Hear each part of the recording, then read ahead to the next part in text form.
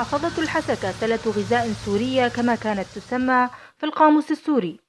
تشهد هذه الأيام موسم حصاد القمح أو ما يسمى بالذهب الأصفر.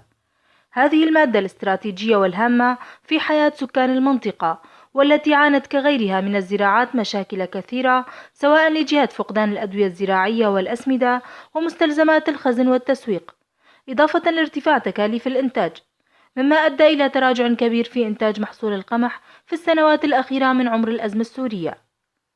وفي استطلاع ميداني لسير عملية حصاد القمح في قركيلقي معبدة التابعة لمحافظة الحسكة شمال شرقي سوريا، أجرت بريس 23 لقاءات مع بعض المواطنين من عمال الحصادات والمزارعين الذين اشتكوا من غلاء المعيشة وارتفاع تكاليف الإنتاج ومستلزمات الخزن والتسويق.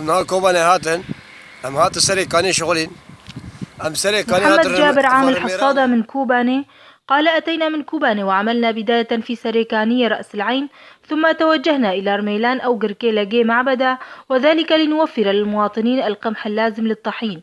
وأنا أعمل كحمال، حيث نفرغ حمولة الجرار في مخزن خاص لتفريغه في الأكياس.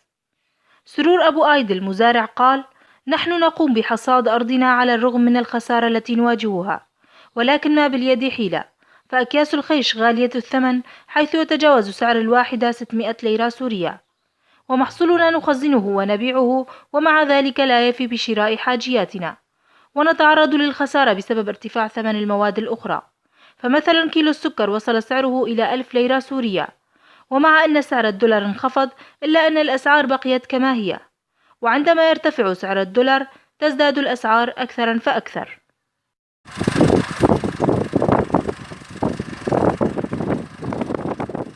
يذكر أن الحكومة السورية حددت مؤخرا سعر شراء كيلو الغرام الواحد من القمح ب100 ليرة سورية، وجهزت مراكز معينة في محافظة الحسكة لاستقبال محصول القمح من الفلاحين، ولكن مع ذلك هناك تخوف لدى الفلاحين من عدم قدرة الحكومة السورية على دفع ثمن محاصيلهم نتيجة لظروف الحرب.